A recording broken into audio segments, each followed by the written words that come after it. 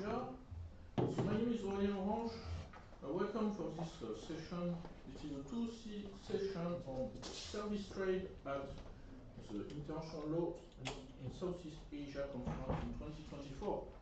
Today we have the honor to receive four speakers. The four speakers who will be speaking about the question of trade in this important region, which is experiencing an important economic growth and integration. So there are a lot of opportunities, of course, but as well a lot of challenges to deal with. And our experts will explain on different perspectives, of course, what they found on the regulatory, on the economic and policy aspects shaping service trade in Southeast Asia. We have then the honor to have two speakers who will be speaking first online, and as well two other speakers who have the honor to be with us as well in the room here in the Hague. So I would like to, of course, welcome Miss Fräulein Doya Yun Pagayatan, and as well Eva Johan, Mr. Janos Ferenc, and Miss Maulida Pouria. My apologies for the pronunciation as well. Today, in order to as well have different perspectives, I will of course give the floor first to our guests who are connected online to make their presentation, and of course then we'll have as well our guests who are in the room, and afterwards for those who would like to have some questions, it will be possible as well to share them with our guests.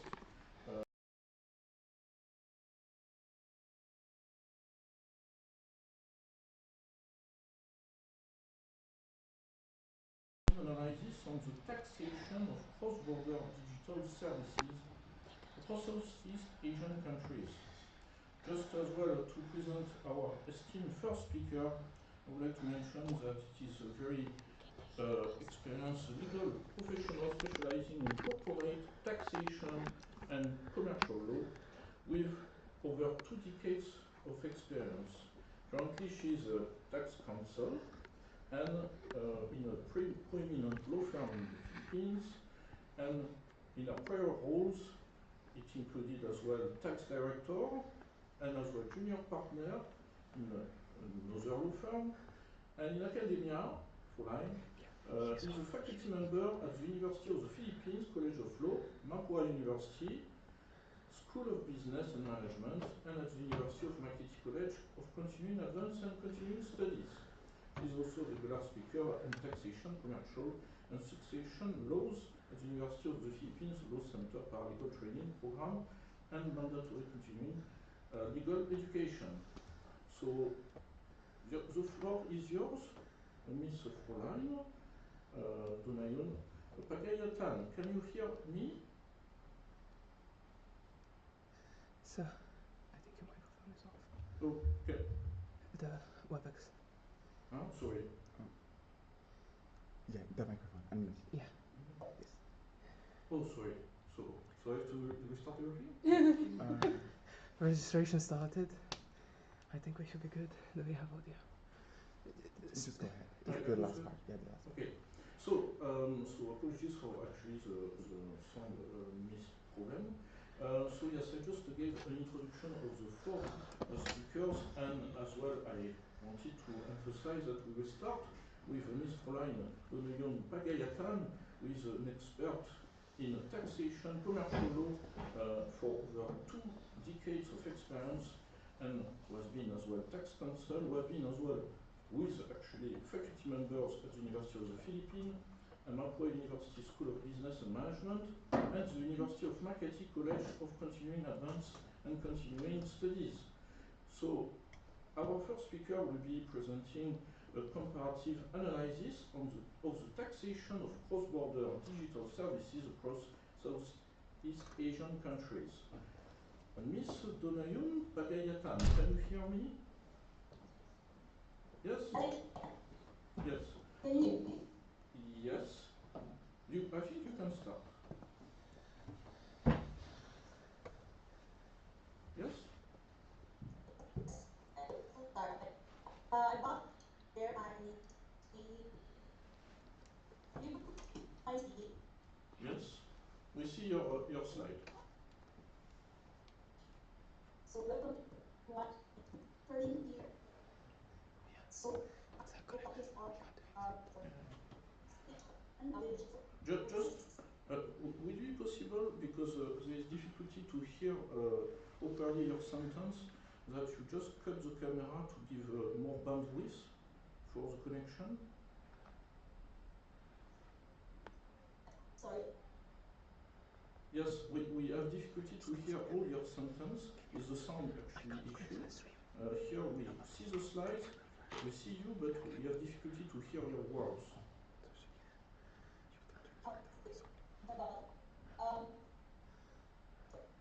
We can cut the camera, it might be better. Yes. I will cut the camera just to help here. I will cut the camera here.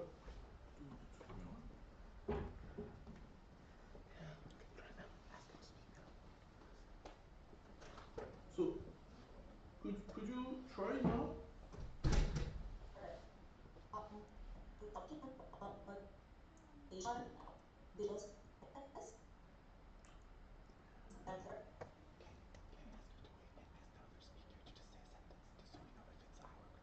Okay, so we will check just for the sound for all the speakers now, because we don't know if the problem is from our room. Actually, it might be just the internet between Asia and here. Could you maybe say some word, Miss Johan, just for us to check your audio as well? Yes. Yes, but yeah, actually, it's just that she's a guest instead of it's nothing to do with it. Can you disconnect from the camera? Yeah, we have difficulties to hear you at this moment. I'm checking with my team at this moment. Okay, we're gonna close the camera as well. Okay. We'll see how it works then. We might have to cut our camera. If that doesn't work, then we will just have to move on to the other speakers and try to resolve in the meantime. Okay. So we'll cut the camera we have in our room here in the Hague. Could you try again, Miss Yuan, first to say a few words? Yes. We can the video. Can you see? Yes, we see that you cut the video, but my screen.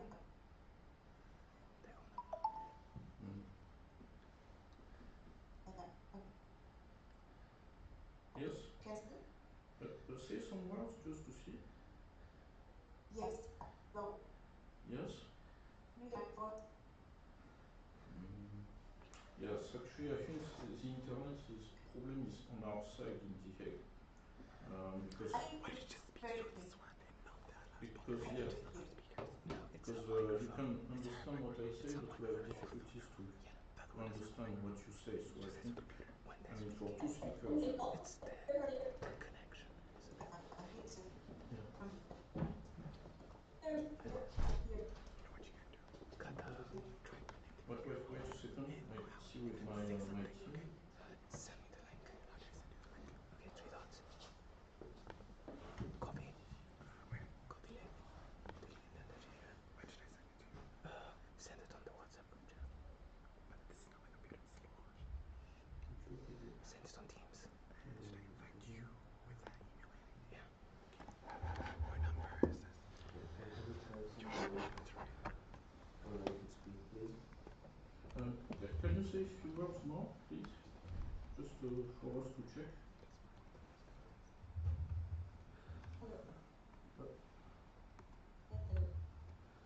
Yes? I don't think it's from our side. Yeah, it seems like that. It's not outside? Yeah, I think it's her. I think it's her connection.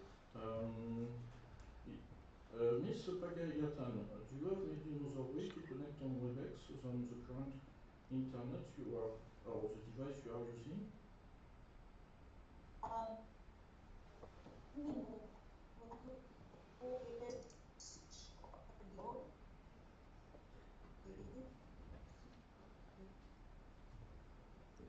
It's not on our side. It's very internet. Okay. So yes, it's difficult at this moment. And Mr. Johan, could you save the word just for us to check again?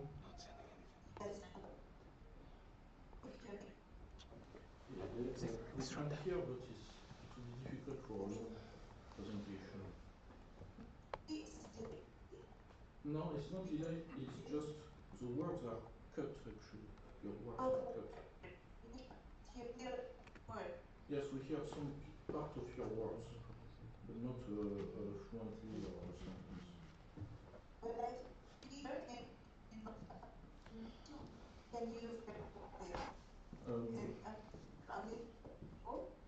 No, it's difficult to understand at this moment. From our side, everything seems good. I Yeah. can tell you that everything is good. Yeah. Speakers are working. I have no idea. I will explain because I assume they are not on the same place. No. Yes. So I don't know why. Yes. Barnabas, Yes. try muting that one and let her speak from this one. And just speak from the Oh, we are trying to see for a possible solution. Just try from. Yeah, just this because like delay. this audio. Like, close all of this. What do you mean? Close the output for the sound. Mute it.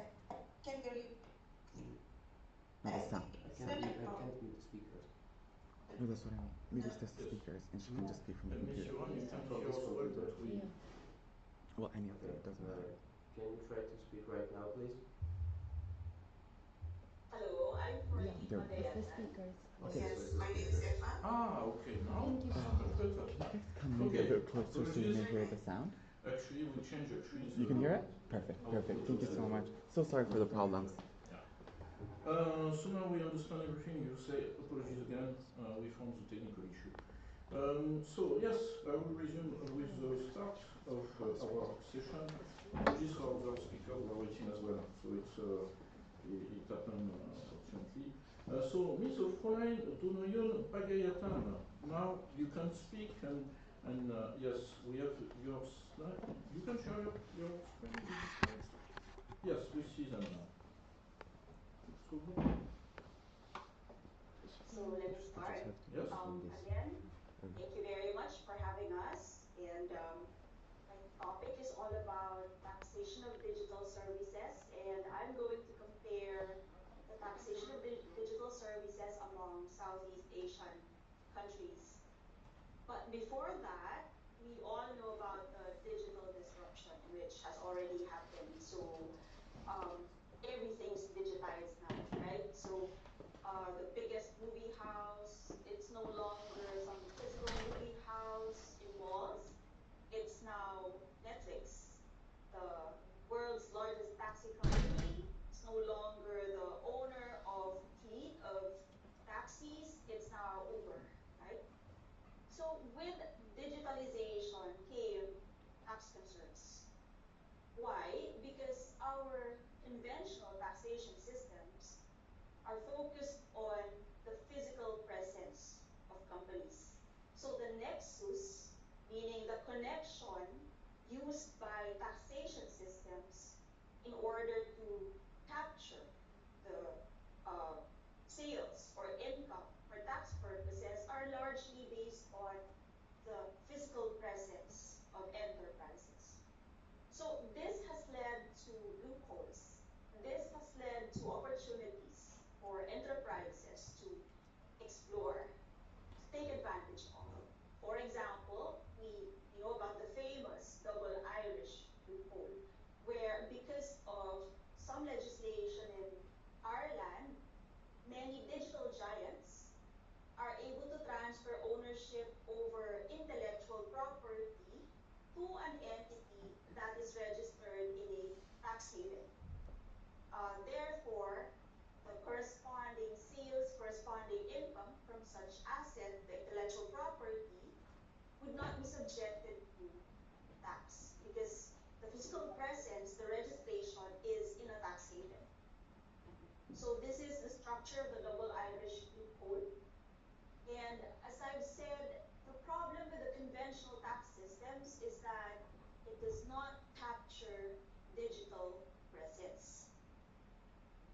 So it has led to what is called as base erosion and profit shifting.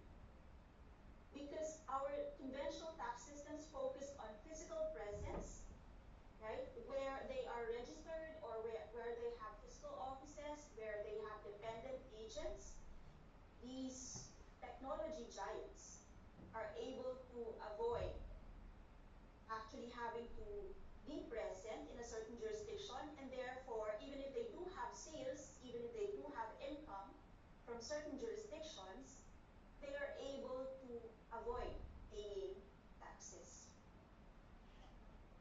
Hence, the OECD came up with a two-pillar solution. And the two-pillar solution precisely is meant to address the challenges with respect to taxation of the digital economy. So the objective of the two-pillar solution of the OECD and the G20 countries is essentially to have consensus among the countries worldwide with respect to taxation of digital businesses, cross-border digital businesses. Because with consensus would force come uniformity and stability. So we would be able to avoid tax havens. So the two-pillar solution consists obviously of two pillars. First pillar essentially involves what is termed as reallocation of taxing rights. So remember earlier I said the challenge with the digital economy is the conventional tax systems were largely based on physical presence of companies. So because these digital giants, because of internet, they're able to have many customers in countries where they're not located, in countries where they don't have any permanent establishments. Therefore, Pillar 1 is meant to allow these countries where the customers are located, even if these digital giants are not actually registered in these countries. So these countries, because the customers of the digital giants are located in their jurisdictions, they would be given, to some extent, taxing rights. Okay. And pillar 2, I'm sorry, go ahead, please. Yes, I think your slides do not move on our side. Do you move your slides on your screen at this moment? Yes. Yes, on our side not. It hasn't been moving. No. So could you maybe... It has frozen. Yes, stop sharing and share again. Okay. So I have stopped sharing. And yes. Okay. And I'm going to share again. From your end, Ms. Eva, did my slides move?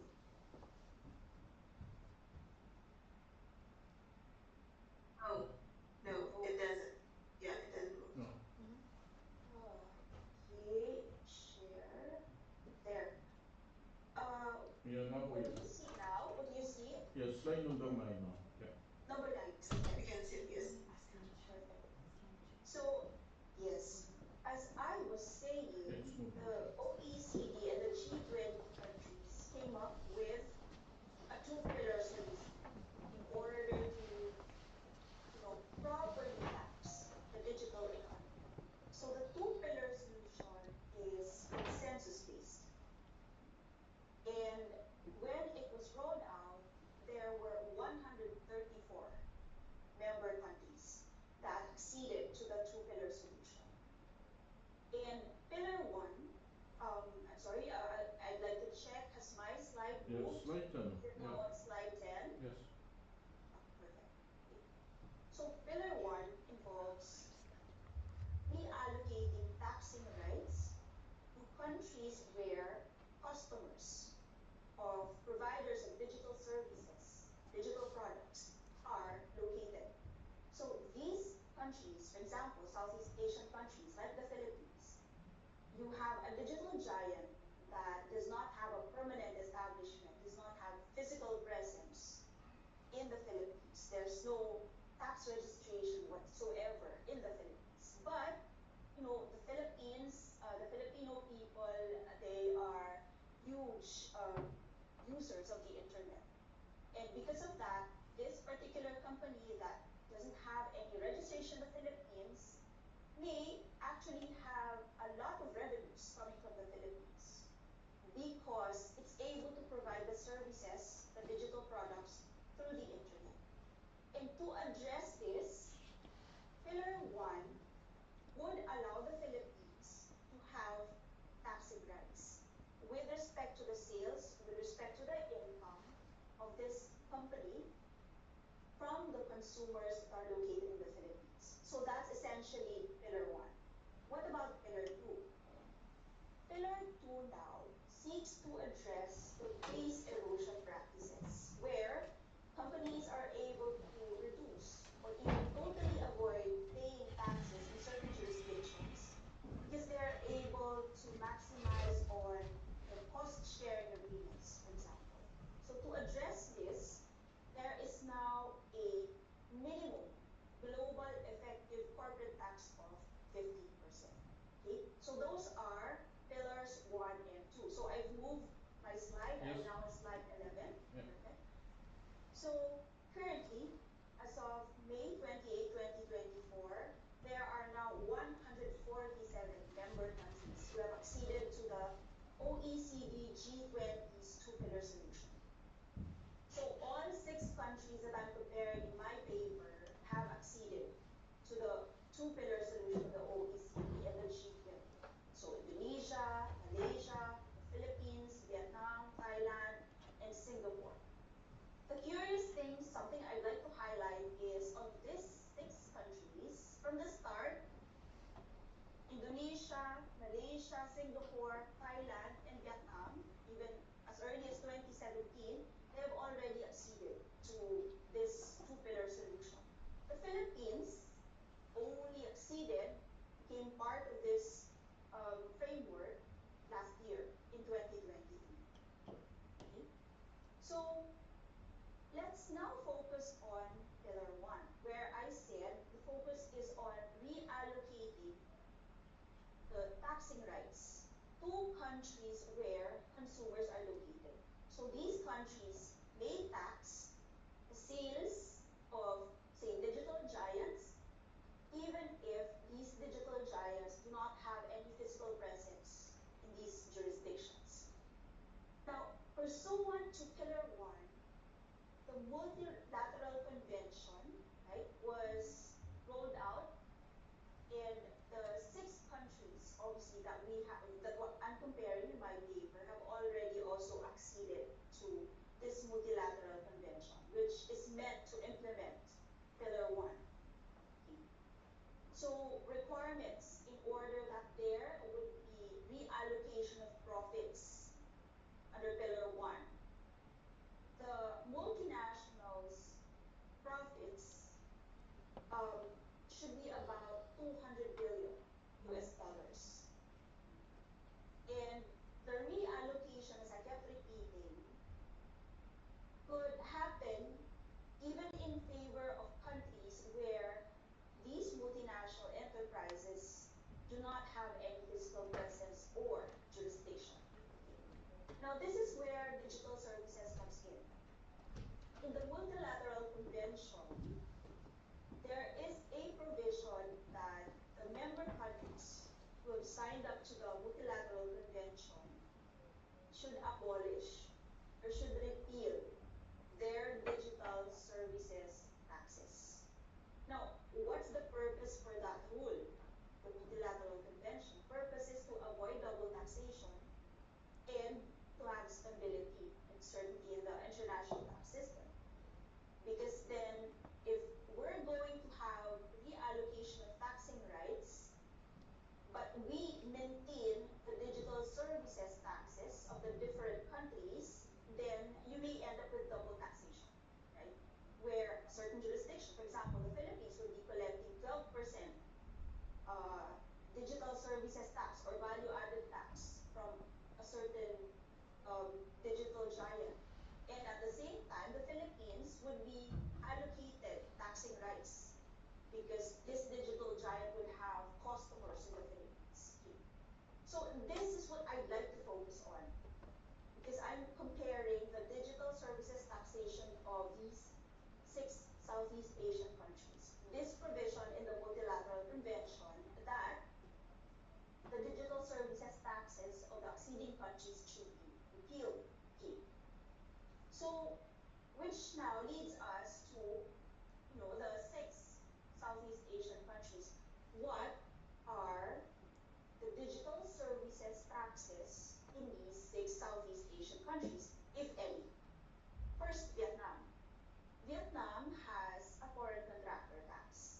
So the foreign contractor tax is collected on cross-border e-transactions if the customer is in Vietnam. So even if the seller is not registered in Vietnam, but the customer is in Vietnam, the foreign contractor tax is collected. So the thing is, the foreign contractor tax actually has two components. The corporate income tax, or if it's an individual who's selling, the personal income tax, and the value-added tax. So in Vietnam, it's a combination of income tax and value-added tax. So it's a combination of income tax and consumption tax, because value-added tax is a type of consumption tax. But in Vietnam, there are certain items that are exempt from the foreign contractor tax. The same also for the value-added tax component. So that's for Vietnam. What about okay, here, again, for Vietnam, there's a requirement that the multinational entity that would be subject to the foreign contractor tax would register for tax purposes in Vietnam. Now, let's talk about Indonesia. Indonesia is similar to Vietnam in the sense that it combines the consumption tax and the income tax. So it collects 11% VAT on e-commerce transactions currently, and it's supposed to increase next year to 12%. So who are subject to this tax in Indonesia? The e-commerce merchants, so the actual businesses that sell through electronic platforms, even the e-commerce organizers. So these are those who facilitate the trade online, the e-commerce transactions. These are the online marketplaces. And also the intermediary service organizers. So these would include Google, Bing, they're the ones who provide search system facilities, but also those who provide storage services. So that's for Vietnam. What about Singapore? For Singapore, they have the GST, the Goods and Services Tax, which is at 9%. So it applies to all remote services. And again, the focus is where the customers are. If the customers are in Singapore, even if the provider of the services is outside of Singapore, the sales would be subject to the GST. What about Malaysia? Malaysia has service tax of 8% ad valorem. Also, again, on digital services. So again, it also includes sales of entities who may not be registered, existing in Malaysia. As long as the consumers are in Malaysia, it will be subject to this tax. And also Thailand. Similarly, for Thailand, it has 7% VAT on electronic services, and the focus again are the overseas digital service providers and even operators of electronic platforms. In Thailand, they have a threshold of 1.8 million Thai baht, okay, before they would be subject to the 7% VAT on electronic services. And finally, the Philippines. Philippines just recently enacted, so it was only this year, October this year, the Philippines enacted a 12% VAT on digital services. So these are exempt, however, online educational services, sale of online subscription-based services to the government entities engaged in education services. So as in the other countries, the providers of digital services would be subject to the 12% VAT in the Philippines, even if they're not registered in the Philippines, as long as their services are consumed in the Philippines. So as in the previous countries, non-resident digital service providers would be required to register with the Philippine Tax Authority for VAT purposes. And what would be the penalty if these entities would fail to register with the Philippine Tax Authority for VAT purposes? Well, their services would be blocked. So let's do a comparison. Let's summarize a comparison. In terms of the nature of the taxes, in terms of the nature of the digital services taxes, for Vietnam and Indonesia, these two countries combine the income and consumption tax. But for Singapore, Malaysia, Thailand, and the Philippines, they impose only the consumption tax, which is the value-added tax. For the Philippines, Thailand, for Malaysia, it's the service tax. For Singapore, it's the GST. And with respect to the sales that are covered, for Vietnam, Indonesia, Singapore, Thailand, and the Philippines, even online purchase of physical goods, right, would be subject to the applicable taxes, the digital services tax. But it's different in Malaysia because in Malaysia, only digital services, digital products are subject to the service tax. But if you purchase physical goods through online platforms, it's not subject to their service tax. Another factor that I compared would be the matter of reverse charge. What is reverse charge? It's a mechanism where, because we're talking about entities that are not registered in these countries, but they have consumers in these countries. So the reverse charge mechanism is where it's the consumers, the purchasers, who will now withhold the tax and remit it to the corresponding tax authorities in these countries. So we have the reverse charge mechanisms in Vietnam, Indonesia, Singapore, as well as in Thailand and the Philippines, but we do not have that in Malaysia. So that ends my presentation on my paper on the digital services taxation in the Philippines. Thank you very much.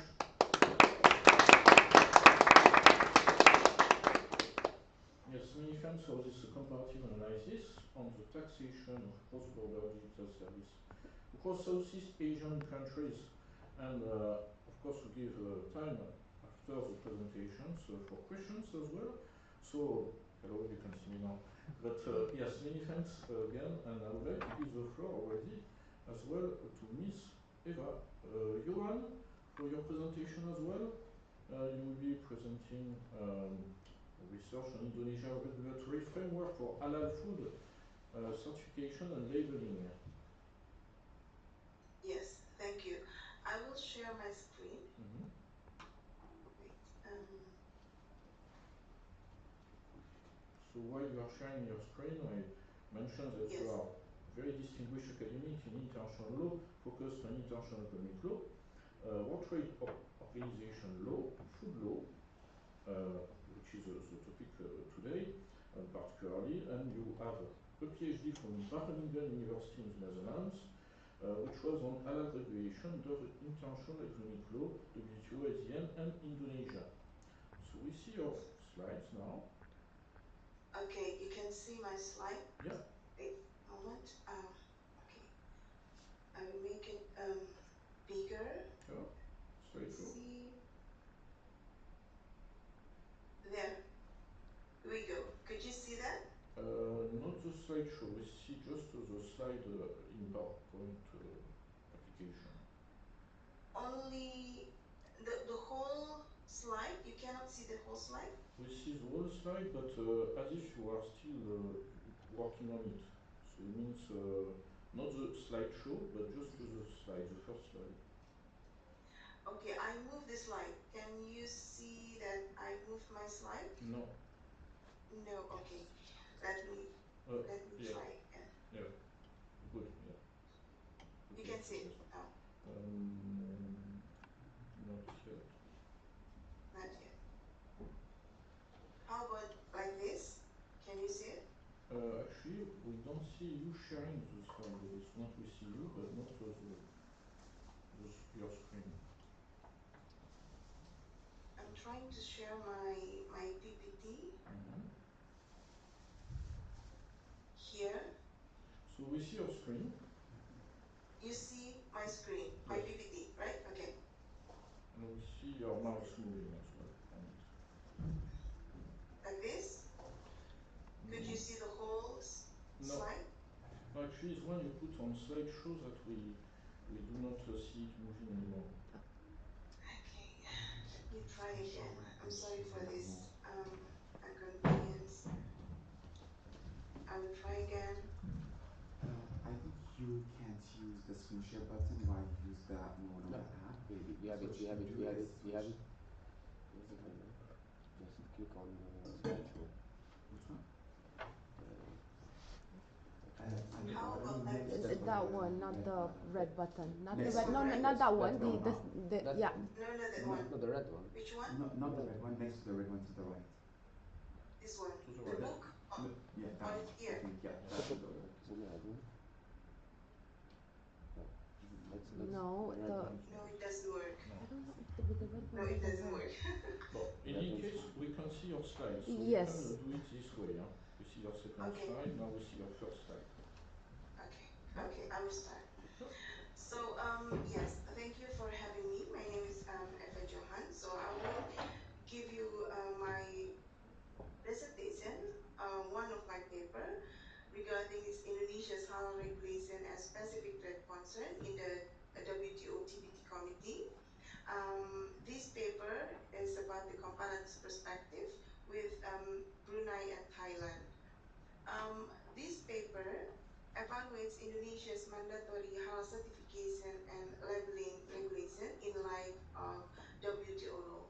So with the purpose that to analyze Indonesia's halal certification laws and their trade implications, because Indonesia is the only country that applied mandatory halal for certification for halal product.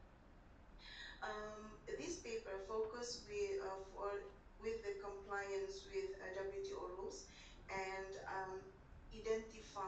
would like to identify the trade barriers that coming from this technical regulation. In this paper also, I would make the comparison between Indonesia, Brunei, and Thailand. I consider that Brunei and Thailand has been successful as a model to avoiding disputes under WTO law, especially in the TBT committee. So for the research design, for the first step, in this paper will compare between the voluntary and mandatory regime that Indonesia had previously. Previously, Indonesia had this voluntary regime for halal certification and now becoming mandatory. And in the second step, from that analysis, we can then, in the second step, I collected data from the specific trade concern in the TBT committee between 2006 until 2023.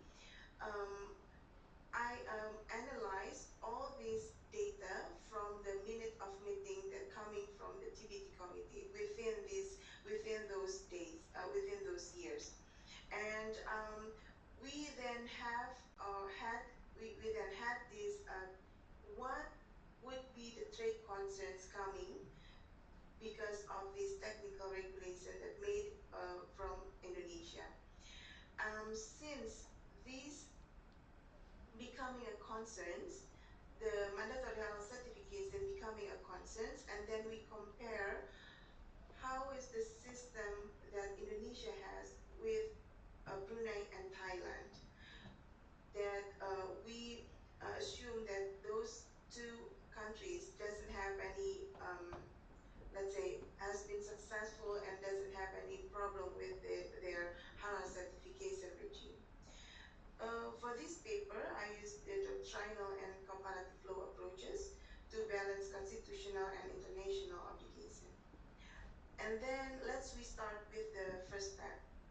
So Indonesia has been regulate the halal certification almost 30 years since 1998, and then it turns the shift turned becoming mandatory from the voluntary becoming mandatory halal certification, and this mandatory halal certification aims to establish to enhance the consumer protection, especially because Indonesian majority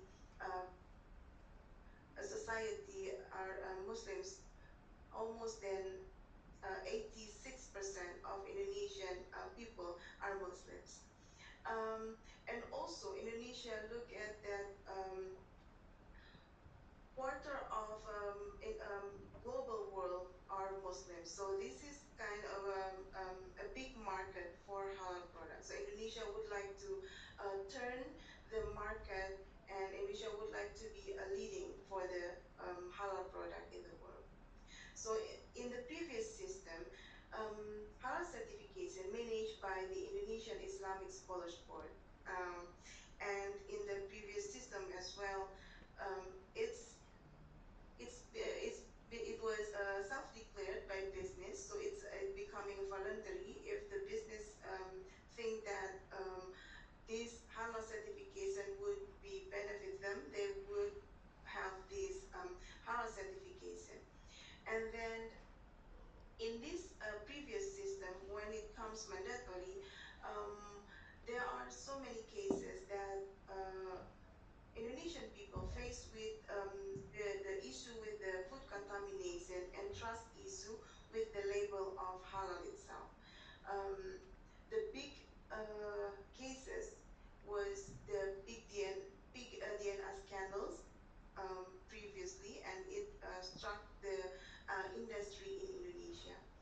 And with the new regime now, the halal certification system managed by this halal product assurance system under the Ministry of Religion Affairs. And then in this new regime as well, the coverage of product, the mandatory certification was implemented for all product and services. Yeah. And in this new regime as well, it improved the transparency and also traceability of the product, and also there's efficiency in terms of time for the certification process. In terms of international cooperation, this BPJPH or Halal Product Assurance Agency manage the mutual recognition agreements for global halal standards. So it needs the G2G agreement within the trade partner. Let us see Indonesia's mandatory halal certification system as a concern under the TBT committee. So under this TBT committee, this technical regulation for halal certification system has been, as of this year, November this year, there have been 27 discussions in the WTO TBT committee since its implementation in 2016. So it has been the longest standing specific trade concern related to halal regulation. So in compare, as a reference, usually in the TBT committee discussion, it only takes like maximum 5 discussion to resolve the trade concern. But this now, until today, it has been 27 discussion in the TBT committee, and it's still going on. So what has been the trade concern raised in this TBT committee? First is about the compliance with international standard. So the trade partners think that there are lack of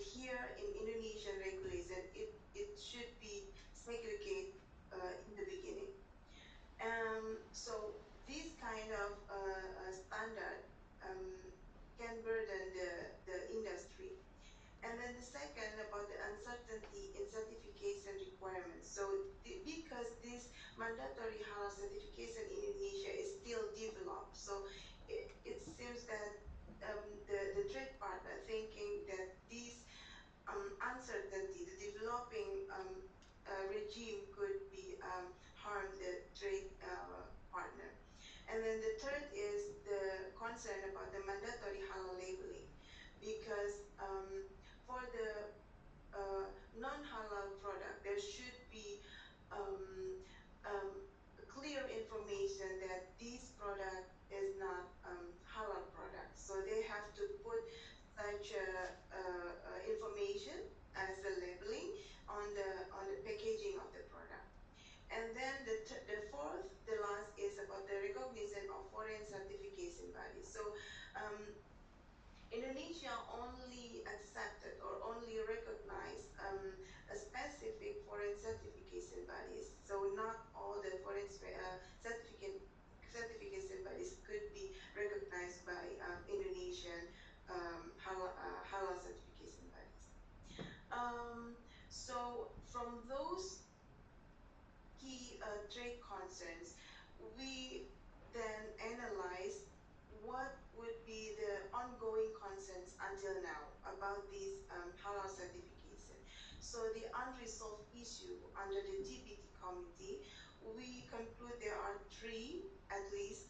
It's about the broad scope of product requiring halal certification. So Indonesia put the rules about the mandatory halal certification for the many products, not only product, but also services. And then the second issue or concern is related to this mandatory non-halal labeling, as I told you before about, and it comes from the EU.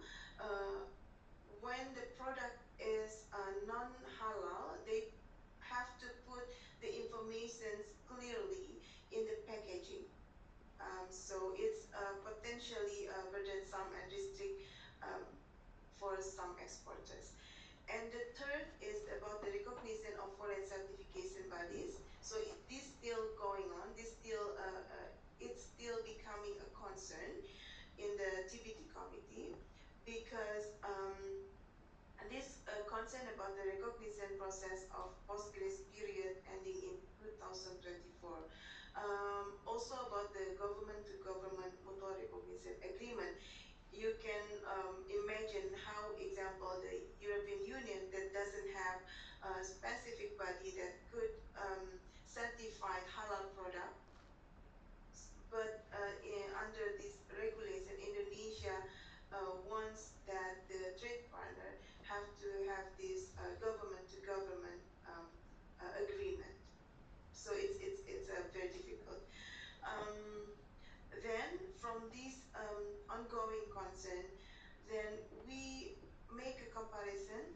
This concern that faced by Indonesia, we compare with the halal certification and labeling from Brunei and Thailand.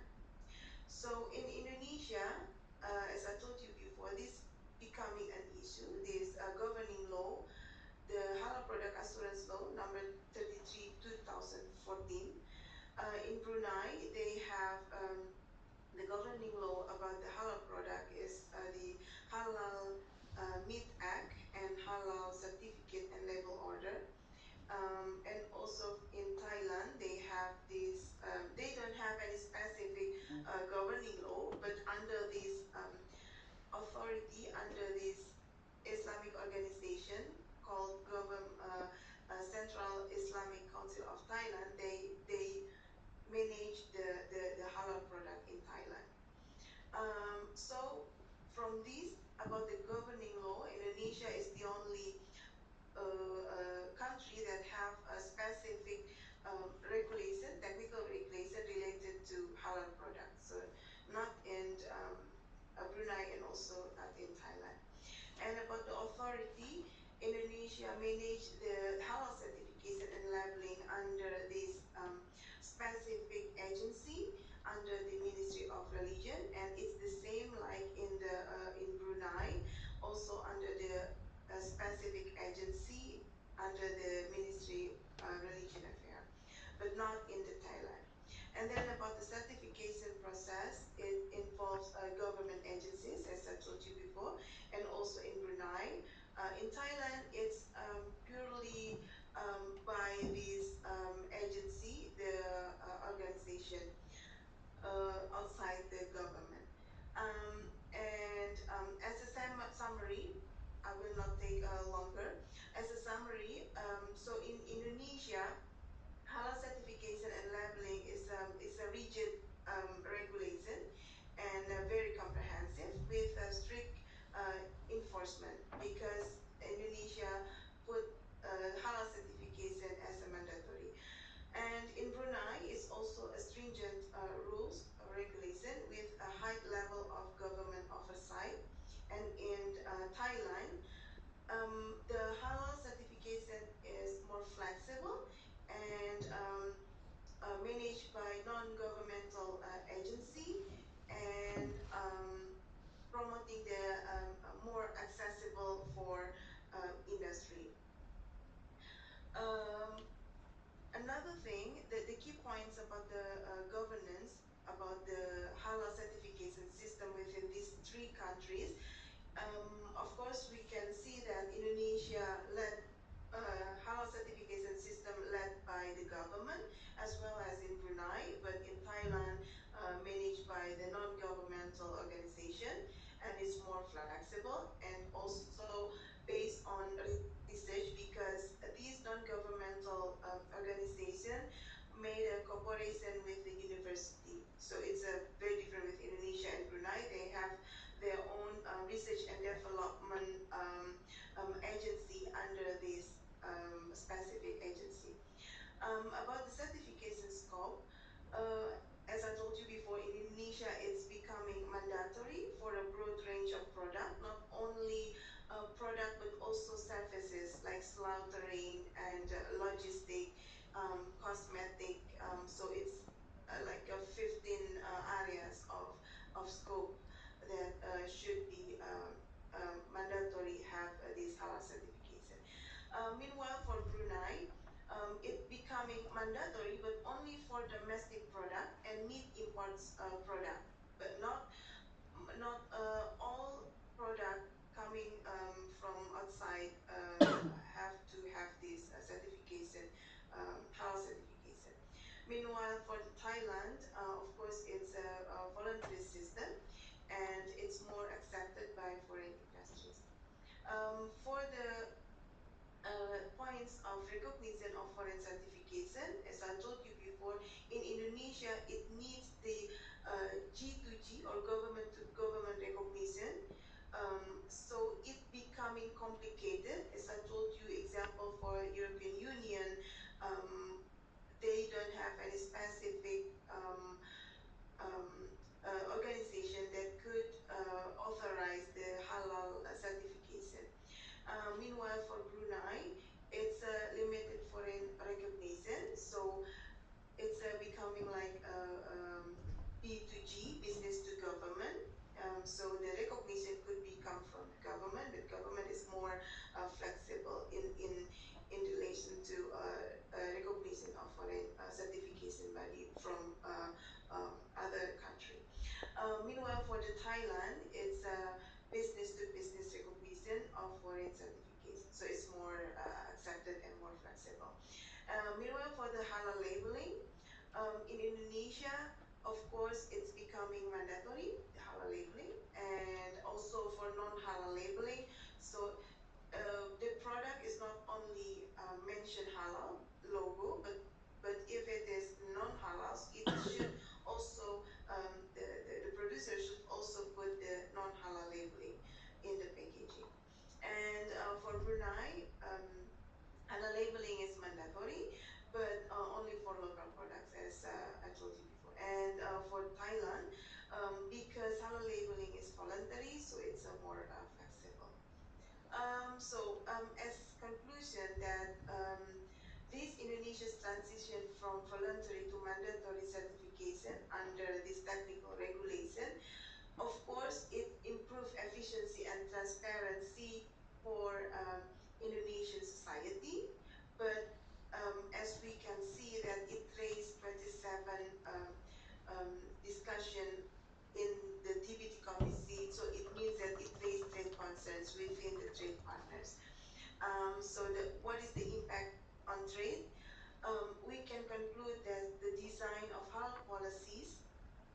one country could influences international trade dynamics. So it means that more flexible and specific regulations can reduce trade barriers and ensure stability of supply. So I will stop my presentation there.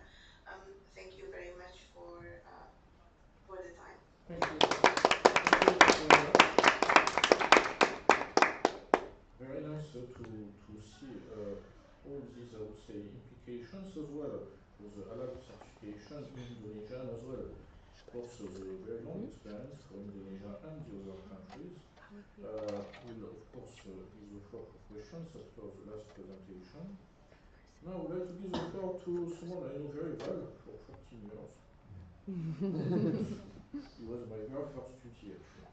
So, Mr. Janos Ferenc, who is coming all the way from Paris, not so far, compared to Asia, of course. But as well, Mr. Ferenc, working at the OECD, has developed an expertise in liberalization of trade in services, and particularly in Southeast Asia, and he is presenting a case study on Indonesia today. I don't know if you want to talk here or... Yeah.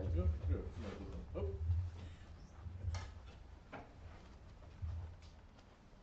Thank you very much. It's really a great pleasure to be back to The Hague. And it's when you put it as 14 years, it sounds like really a long time, but actually it doesn't feel that long. So it's really great to be back. And let me start by saying thanks to the Hague University and the organizers of the conference for inviting me to this event. In terms of maybe just the introduction, I work for the OECD, the Organization for Economic Cooperation and Development, which is based in Paris. And this is an international organization that was born out of the Second World War and started off as an agency that was implementing monetary aid after the post-war in Europe.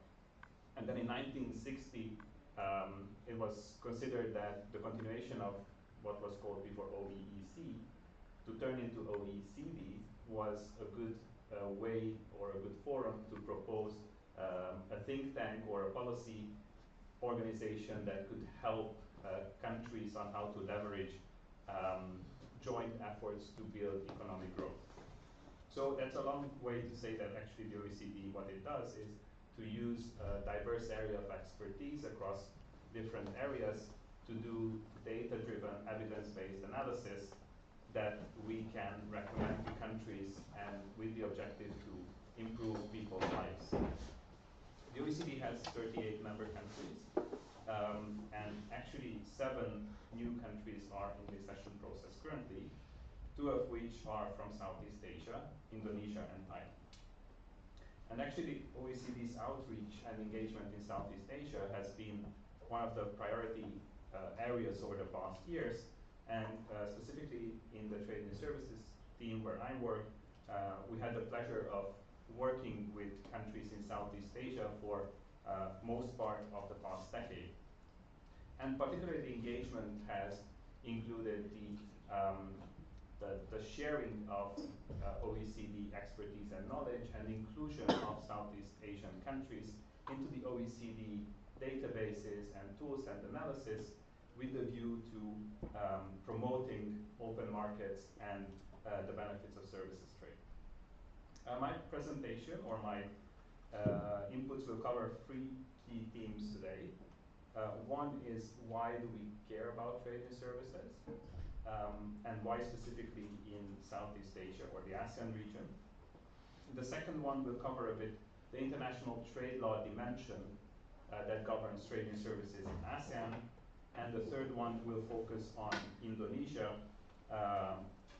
for which we recently conducted a very comprehensive study in partnership with the Ministry of Trade of Indonesia, looking at specifically what opportunities can Indonesia leverage from improving and reforming services trade policies.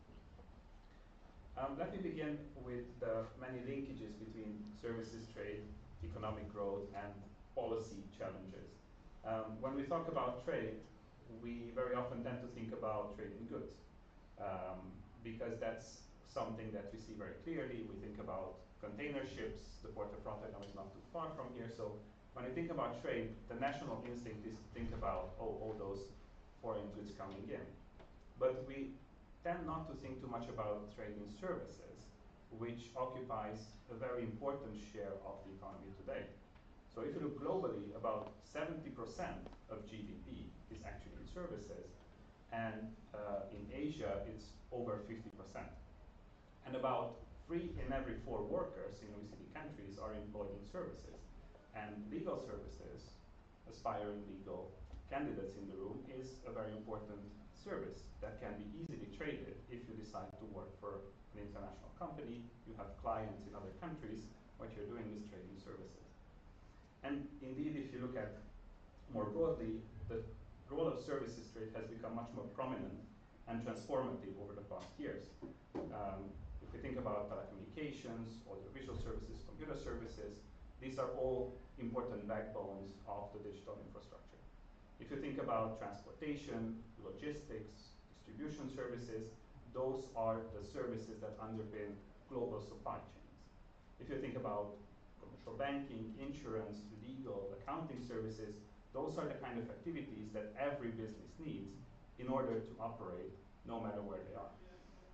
And then thinking about health, education services, so every foreign student in the room is actually benefiting from an education service that is being traded by the Netherlands to you. So without realizing, trade in services is so much embedded in the day-to-day life that it suffices for us to just think about, if I take out my mobile phone, already reading the news, watching something on Netflix, or buying something from Amazon, I already engaged in at least 3, but possibly many more services, because there's a lot that goes on behind these type of activities. For instance, a payment provider could be based in another country. So the point there is that we really have to think about trade in services as a way of a driving engine for economic growth. And particularly with the rise of digital technologies and artificial intelligence, there is a much more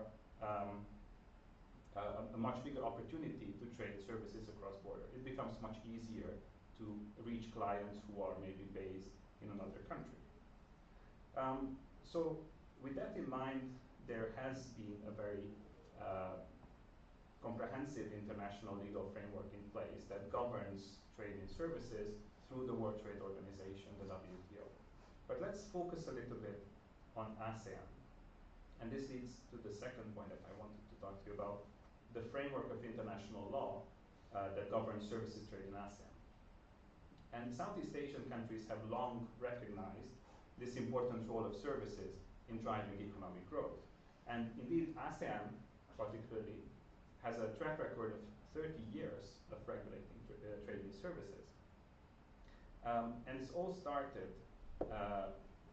together and just shortly after the WTO adopted the General Agreement on Trade in Services, or the GATS, in 1994, where ASEAN also implemented an ASEAN Framework Agreement on Services, or AFAS, in 1995.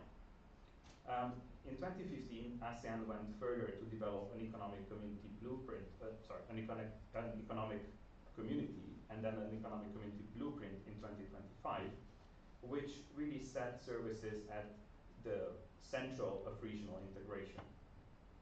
And let me sort of circle back a little bit to AFAS that was adopted in 1995, which came really at the back end of the WTO adopting the General Agreement on Trade and Services.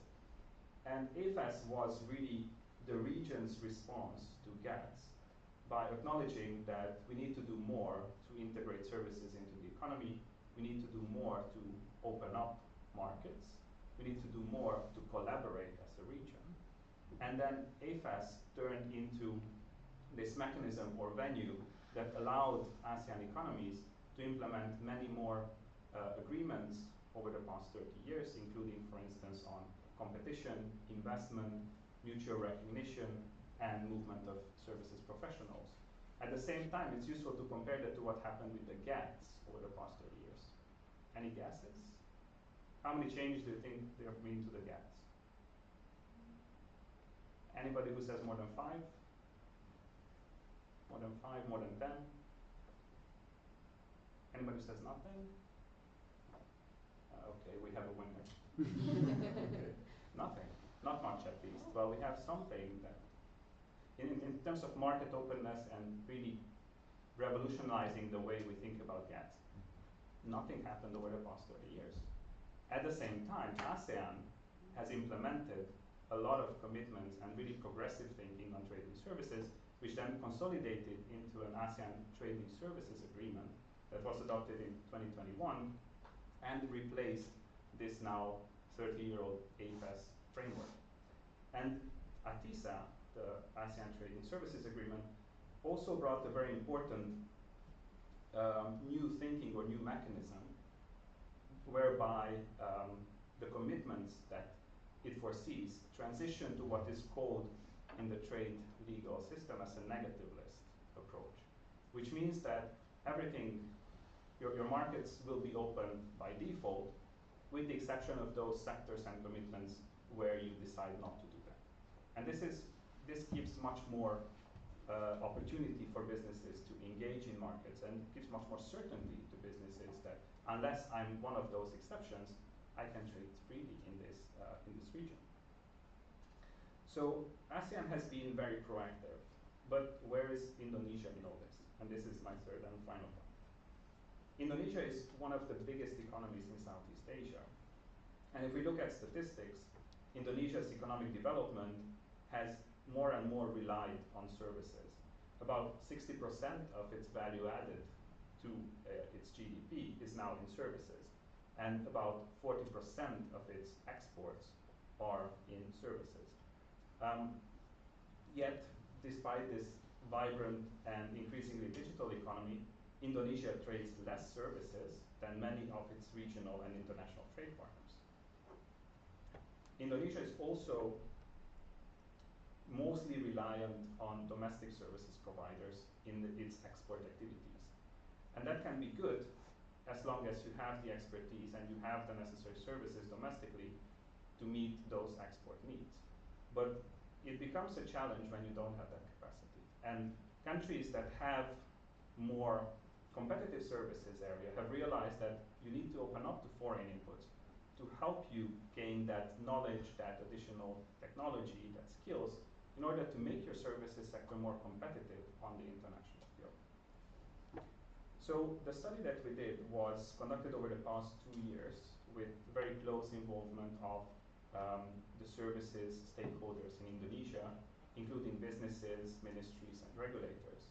And I just want to give you maybe the highlights. So here you see the cover, and you can also access it if you want a bit more information, but I just want to give you the highlights. We identified that there is tremendous potential for Indonesia to leverage the services sector that it has, and to particularly tap into the digital transformation that Indonesia is undertaking. If you have passed in Indonesia or been to Jakarta recently, you might have noticed that there's so much digitalization going on that everything is basically, you would simply not be able to do much if you don't have a phone, basically. So everything is so digitalized that in order for you to pay, to get information, anything really goes through a digital service. So we identified that there's a huge potential to increase particularly the foreign inputs that Indonesia's economy uses. And in order to do that, we identified opportunities for Indonesia to lower existing barriers that it faces, and particularly when it comes to digital barriers that currently might hold back the full development of the services sector in the country. And we also identified what are the potential benefits of this. And here we think about benefits in terms of reducing the costs of trade for companies. Companies really care about how much does it cost me to do trade, and if there is a policy bottleneck in the process that can be lowered by, for instance, making regulations more transparent, easier processing, making sure that there is harmonized regulations between different countries in the region, so that companies don't have to comply with diverse regulations across every country where they want to trade. That sort of aspects can really lower the costs for companies, which can then make sure that all the benefits can also be passed on to consumers. So So we identified these, and we had a really constructive discussion with counterparts in Indonesia, and we really think that this analysis is an important contribution, not just to Indonesia's economy, but also to its strategic objectives, which includes to become a high-income economy by 2045, and also supports the accession process to the OECD, which is a very important priority to Indonesia as well. So let me stop there, and I hope this was insightful. I must add that in the course of my work, I increasingly rely on what I learned here, and particularly with Mr. Lorange, who was the first teacher that taught me about law and economics. Oh, yeah. And law and economics is really the kind of the winning combination of policy making in our line of work. Now you are an economist as well. Some would disagree, but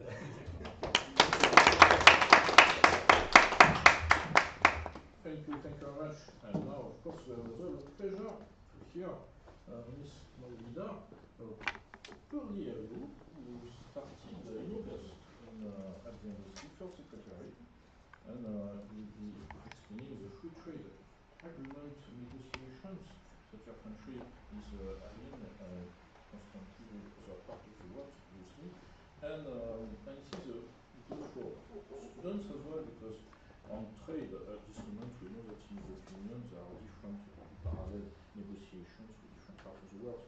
And of course for Indonesia is the same with UK, Netherlands, etc. EU. So we have a pleasure to invite you now to explain us the perspective and challenges for Indonesia's FTAs negotiations. You prefer to do it here?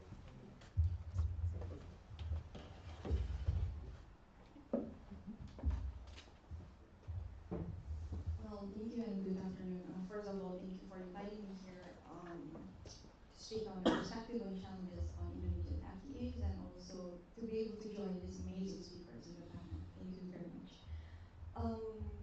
I think the previous speaker has already spoke about the accession process of OECD, and now I will talk about an FTA more on the general term, the general perspective and challenges.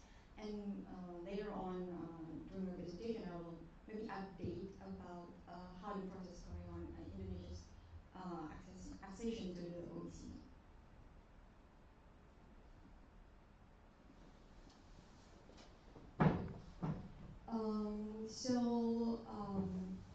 First I think we have to talk about our foreign policy and our economic diplomacy. In principle, we have this free and active foreign policy, whereas we are free to determine who are we going to work with and who are we going to engage with, and we don't align ourselves with one major power. And active meaning that we are active participating in the world stage.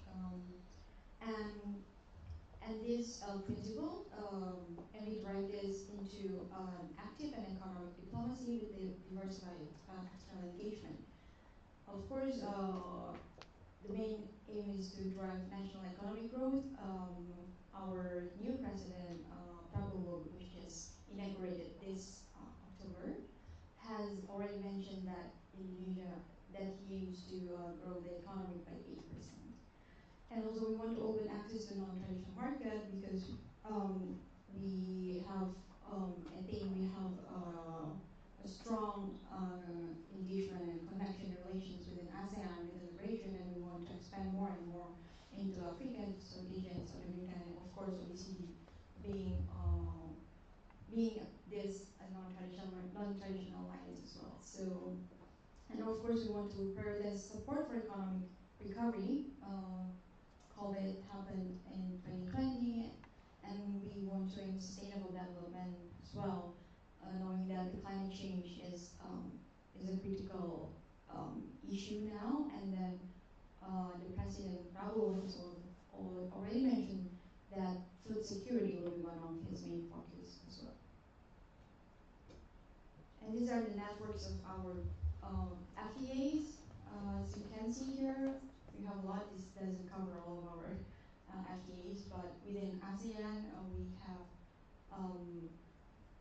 Within ASEAN, as already mentioned, we have this ATISA, ASEAN Trading Services Agreement, but we also have ATIGA, ASEAN Trading Goods Services, ASEAN Trading Goods Agreement, and we have also ATIA, it's an ASEAN Comprehensive Investment Agreement. So within ASEAN, we already have this whole mechanism to deepen our economy. And we also have ASEAN plus one FTA. Plus one meaning with ASEAN make a trade agreement with our one external partner. So we have ASFATA, ASEAN, Australia, New Zealand, and then we have Hong Kong, China, South Korea, and Japan, and we have with India, and currently we are also negotiating ASEAN Canada. And in terms of bilateral, we already have lots of FTAs as well. The first was with Japan, and as the professor mentioned, we have the Indonesia UJEPA, which is still being negotiated after 8 years of negotiation, so almost a decade. And the latest FTA that has been concluded was with Canada. It was announced last week during the APEC that both countries have completed the negotiation, substantially concluded the negotiation, and labor and environment was also included in that JEPA. So what are the challenges when we negotiate FTAs?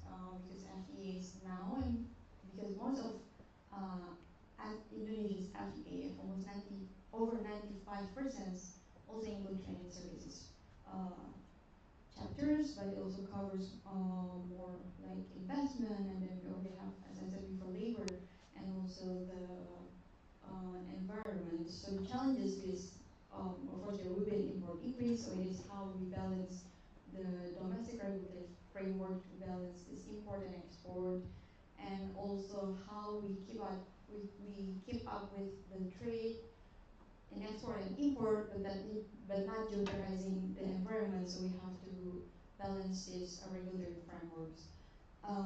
In domestic industries and labor, we have lots of potential, but we do still have a high number of youth and men with no job, while in the same time we have this Indonesian vision, which we aim to be achieved in 2045. We say this as in Gold Indonesia, Indonesia Emas, where as the previous speaker mentioned, that we want to be a high-income country by 2044.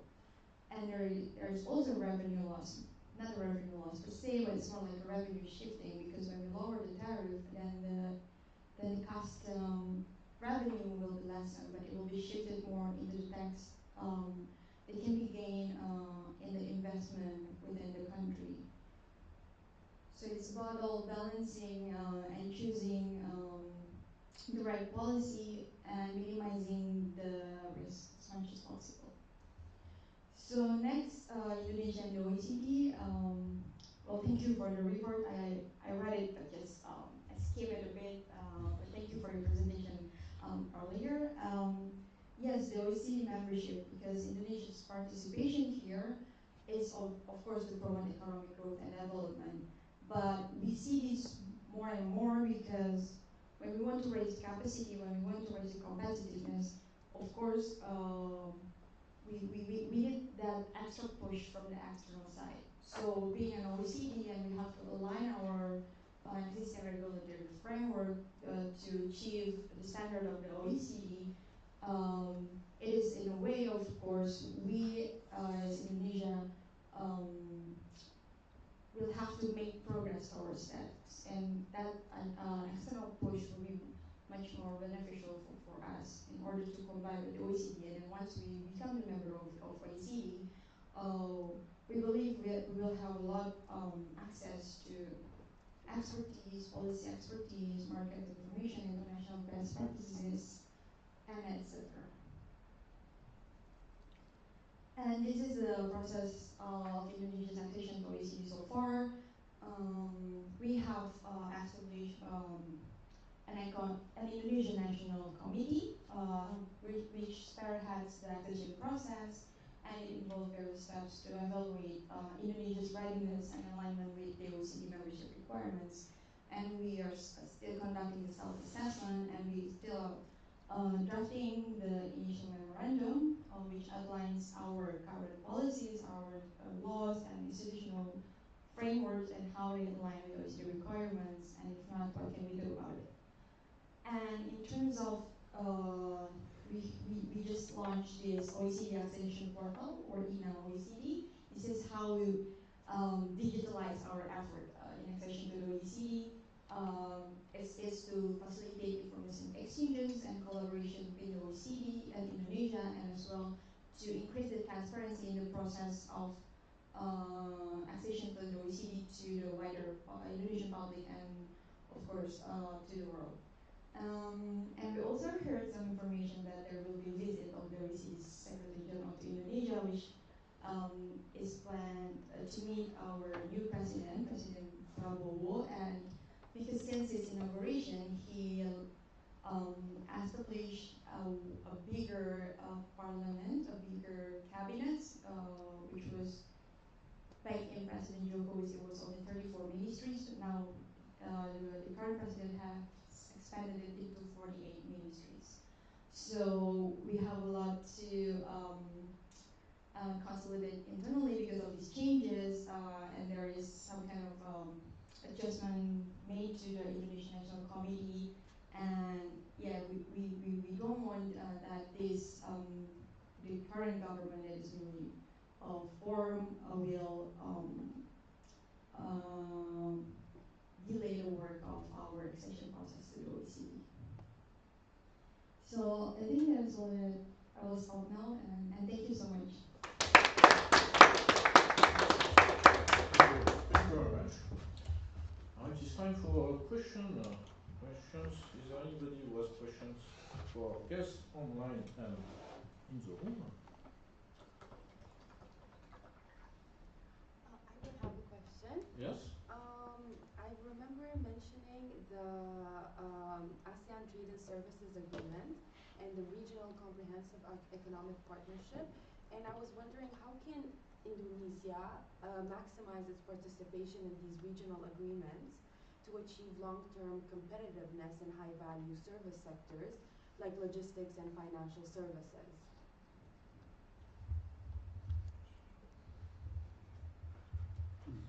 Yes, thank you, Mariam, for the question. I think as I said earlier, ITCL is more concerned about, it is addressed for internal ASEAN market, while RCEP is more towards the other 5 FTAs, partnering countries. So in terms of the financial services, we do still have AFAS, but in terms of AFAS ASEAN Framework Agreement services in financial services. So we have that almost in 10 packages over the last 5, 6, 8 years. So there's a regular meeting on trade and services area with the Ministry of Trade, of course, and then there's a working group on it, and they evaluate and monitor how these agreements are being implemented. So I think that's the start point, how to make sure that we reach the competitiveness that we aim at the beginning. Thank you. You want to complete? Yes, another question here. I think it's yeah. Okay. You have already mentioned high economic integration in the ASEAN region, and both of you has focused on Indonesia in particular. Do you believe that the current structure of Indonesia internally is already well structured for this grand cooperation, or do you believe that the internal part should still be worked on? In other words, should Indonesia focus on its internal policy for greater economic integration in ASEAN and in the Southeast Asia region, or should it strive more for its international policy, its foreign policy?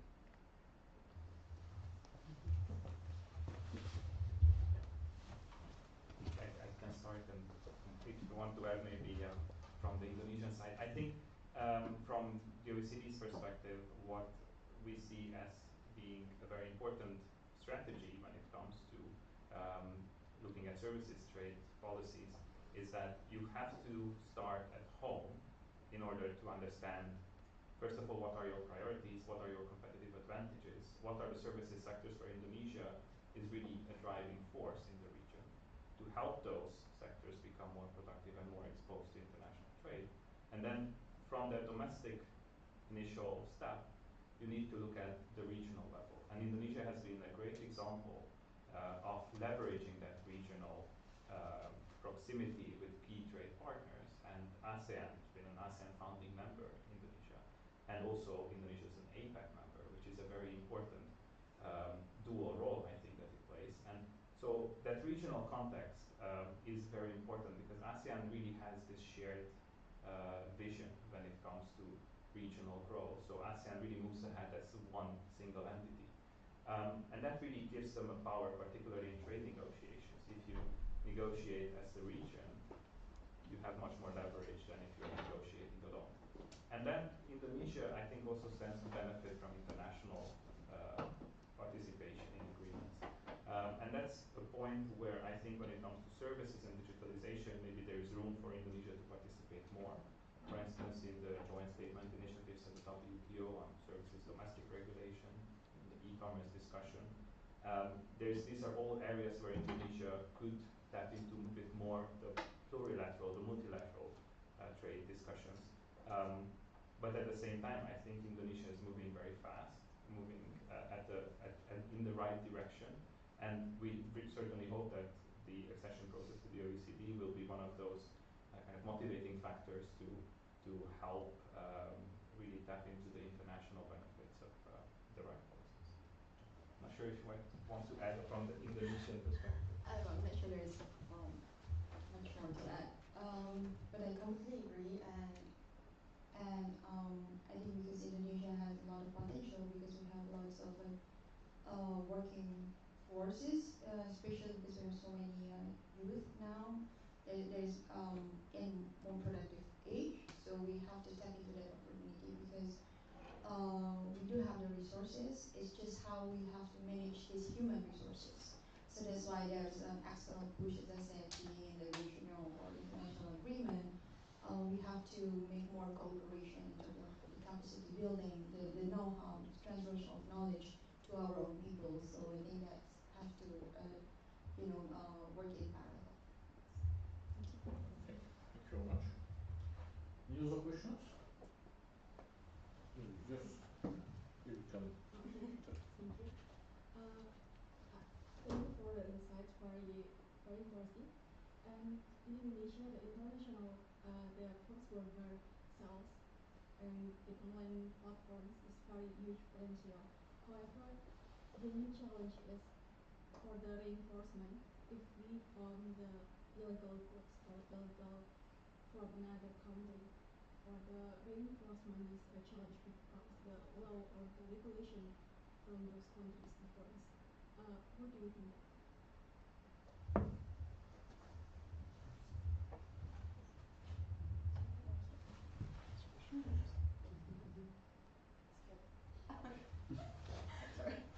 So I think Indonesia is not alone in that problem. Other countries face very similar challenges. So as you make trade easier, particularly through e-commerce platforms, you inherently increase the risk of counterfeited products, potential dangerous products to also come into the country. So at the same time as you increase the access to online markets, you have to increase also the level of protection. Fortunately, there are very strong international cooperation initiatives exactly targeting countering illicit trade. And the OECD is one of those agencies that does these things. For instance, through certification mechanisms that allow border agencies to share practices in terms of what is happening in other countries, to share information. And then through these certification mechanisms, they can also show towards businesses and consumers that the country is doing more to ensure trust that there is a certain degree of protection against counterfeited, dangerous products, illicit products, and so on.